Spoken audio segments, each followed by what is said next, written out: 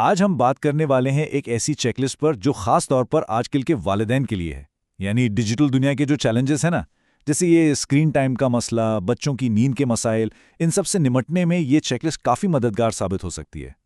اچھا، کیا کبھی ایسا لگتا ہے کہ ہر ہفتے بس ایک ہی جنگ چل رہی ہے؟ اسکرین ٹائم، سوشل میڈیا، پھر بچوں کو وقت پر سلانے کی فکر؟ اگر ہاں، تو یہ صرف آپ کے ساتھ نہیں ہو رہا۔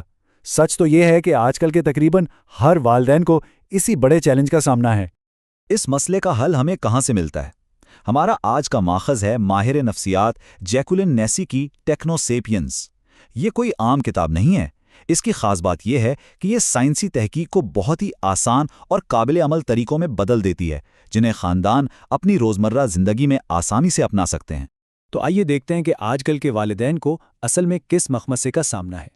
اصل چیلنج یہ ہے کہ اس پیچیدہ ڈیجیٹل دور میں متوازن اور خوشحال بچوں کی پرورش آخر کی کیسے جائے؟ آج کل خاندانوں کو کئی طرح کی رکاوٹوں کا سامنا ہے، جن میں سوشل میڈیا کا بڑھتا ہوا اثر، پرتشدد ویڈیو گیمز کے بارے میں ہونے والی بحثیں اور نیند کی وہ مشکلات شامل ہیں جو اب تقریباً ہر گھر میں پریشانی کی وجہ بن رہی ہیں۔ لیکن اس کا حل ٹیکنالوجی پر پوری طرح پابندی لگانا نہیں ہے، بلکہ مؤثر حدود قائم کرنا ہے۔ اس کا مطلب ہے ٹیکنالوجی اور روزمرہ کے معاملات کے لیے واضح، مستقل اور سب کی رضامندی سے طے شدہ اصول بنانا۔ یہی اصول بچوں کے نشوونما میں مددگار ثابت ہوتے ہیں، اور ہماری چیک لسٹ اسی نظریے پر مبنی ہے۔ تو آئیے اپنی ہفتہ وار چیک لسٹ کے پہلے اور شاید سب سے اہم حصے کی طرف چلتے ہیں، یعنی اسکرین ٹائم کو قابو میں لانا۔ یہاں ایک بہت عام غلط فہمی کو دور کیا گیا ہے۔ اکثر لوگوں کو لگتا ہے کہ پرتشدد ویڈیو گیمز کھیلنے سے بچے جارحانہ ہو جاتے ہیں، لیکن تحقیق بتاتی ہے کہ یہ تعلق اتنا سیدھا نہیں ہے۔ اس میں بچے کی شخصیت، گھر کا ماحول اور بہت سے دوسرے عوامل بھی شامل ہوتے ہیں، تو صرف گیمز کو قصوروار ٹھہرانا ٹھیک نہیں ہے۔ تو سوال یہ ہے کہ عملی طور پر کیا کیا جائے؟ دیکھیں، اسکرین کے لیے مؤثر حدود بنانے کے 3 بہت ہی کارآمد طریقے ہیں۔ سب سے پہلے تو پورے خاندان کے ساتھ بیٹھیں اور مل کر ایک فیملی میڈیا پلان بنائیں۔ دوسرا، کچھ وقت ایسا رکھیں جب کوئی ٹیکنالوجی استعمال نہ ہو، جیسے رات کے کھانے کے وقت یا پھر سونے سے 1 گھنٹہ پہلے، سب سکرینز بند۔ اور تیسرا، اور یہ بہت اہم ہے، بچوں سے آن لائن دنیا کے بارے میں کھل کر بات کریں، اس کے اچھے اور برے دونوں پہلوؤں پر۔ چلیں جی، اب چیک لسٹ کے دوسرے اہم ستون کی طرف بڑھتے ہیں، جو خاندانی سکون کے لیے بے حد ضروری ہے، اور وہ ہے بہتر نیند کا معمول بنانا۔ اور یہ بات اس کی روح کو بہترین طریقے سے بیان کرتی ہے کہ صحت مند نیند کی بنیاد ایک بہترین رات نہیں، بلکہ یہ ایک مستقل پرسکون معمول ہے۔ مطلب پرفیکشن کے پیچھے بھاگنے کے بجائے مستقل مزاجی پر توجہ دینا کہیں زیادہ اہم ہے۔ تو یہ پرسکون معمول بنایا کیسے جائے؟ اس کے لیے یہ 3 بہت آسان اقدامات ہیں۔ پہلا، ایک مستقل وقت طے کریں، یعنی سونے کا وقت پکا کر لیں، اور کوشش کریں کہ چھٹیوں میں بھی اس پر عمل ہو۔ دوسرا، اسکرین فری گھنٹہ، یعنی سونے سے ٹھیک 60 منٹ پہلے تمام ڈیوائسز بند۔ اور تیسرا، کوئی ایک پرسکون روٹین بنا لیں، جیسے نہانا، کتاب پڑھنا یا دن بھر کی اچھی باتوں پر ہلکی پھلکی گفتگو کرنا۔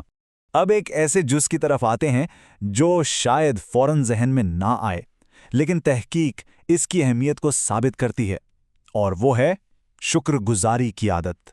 اہم بات یہ ہے کہ یہ صرف ایک اچھی نصیحت نہیں ہے۔ والدین کا خود شکر گزاری کا مظاہرہ کرنا ڈیجیٹل دنیا میں بچوں کی ذہنی اور جذباتی صحت کے لیے ایک بنیادی حکمت عملی ہے۔ یہ اسکرین ٹائم اور نیند کو منظم کرنے کی کوششوں کو اور بھی مضبوط بناتی ہے۔ اس ہفتے شکر گزاری کی عادت کو اپنانا بہت آسان ہو سکتا ہے، جیسے رات کے کھانے پر ہر کوئی ایک ایسی چیز بتائے جس کے لیے وہ شکر گزار ہے۔ دن میں ہونے والی چھوٹی چھوٹی مہربانیوں کا ذکر کریں اور دن کے اچھے تجربات کے بارے میں بات کرنے کو معمول بنا لیں۔ ٹھیک ہے، تو اب ان سب باتوں کو ملا کر ایک آسان اور قابل عمل ہفتہ وار گیم پلان تیار کرتے ہیں۔ تو یہ رہا وہ سادہ سا لیکن بہت ہی طاقتور گیم پلان۔ پہلا پوائنٹ، اسکرین ٹائم۔ اس کے لیے روزانہ کم از کم ایک اسکرین فری ٹائم ضرور رکھیں۔ سب سے اچھا تو رات کے کھانے کا وقت ہے۔ دوسرا پوائنٹ، سونے کا وقت۔ سونے سے ٹھیک 1 گھنٹہ پہلے اسکرین فری گھنٹہ والا اصول پکا کر لیں۔ اور تیسرا پوائنٹ، شکر گزاری۔ روزانہ پورے خاندان کے ساتھ مل کر کوئی ایک ایسی بات شیئر کریں جس کے لیے سب شکر گزار ہوں۔ بس یہ 3 چیزیں ہیں جن پر اس ہفتے فوکس کرنا ہے۔ اور ہاں، یہ بات یاد رکھنے کی ہے کہ مقصد ہر چیز کو بالکل پرفیکٹ کرنا نہیں ہے۔ اصل بات صحت مند عادات کی طرف چھوٹے مگر مستقل قدم اٹھانا ہے۔ ہر چھوٹا قدم ایک بڑی تبدیلی کا حصہ بنتا ہے۔ آخر میں اس سوال پر ضرور غور کیجیے گا، اس چیک لسٹ میں سے وہ کون سی ایک چھوٹی سی تبدیلی ہے جو اس ہفتے کسی بھی خاندان کے لیے سب سے بڑا اور مثبت فرق لا سکتی ہے؟ بچوں کی نیند ایک ایسا موضوع ہے جس پر مشوروں کی جیسے بارش ہو جاتی ہے۔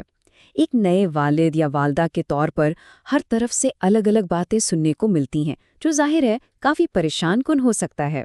آج ہم اس سارے شور سے ہٹ کر بچوں کی نیند کے لیے ایک ٹھوس بنیاد بنانے پر بات کریں گے۔ تو آئیے اس موضوع کی گہرائی میں چلتے ہیں۔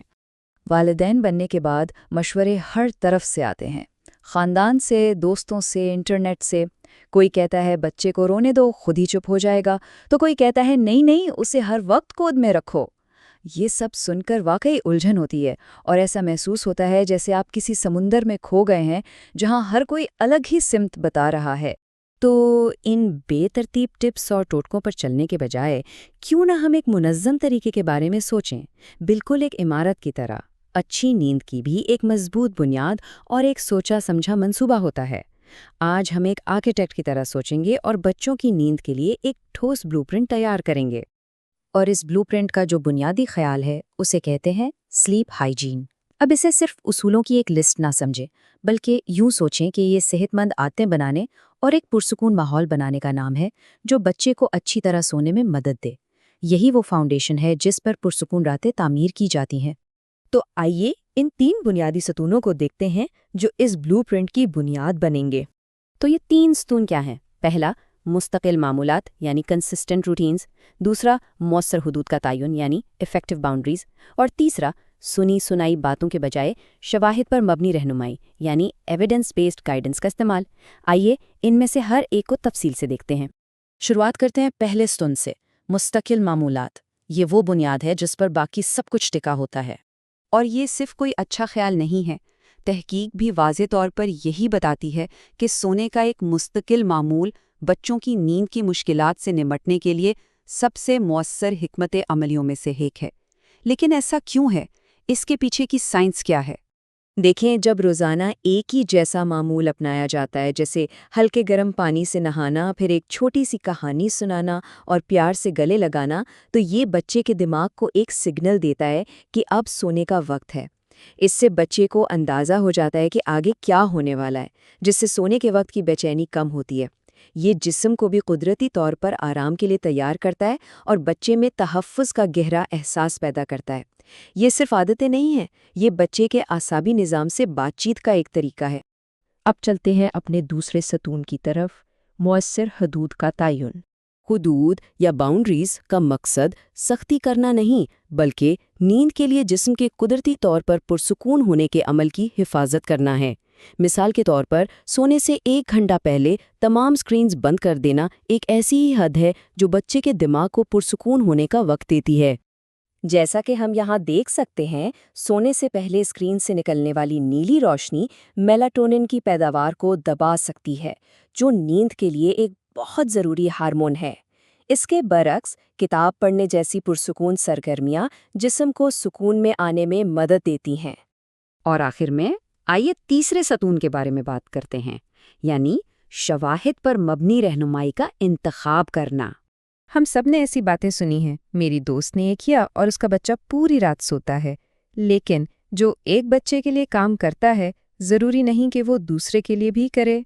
اس کے برعکس شواہد پر مبنی رہنمائی سائنسی تحقیق پر مبنی ہوتی ہے۔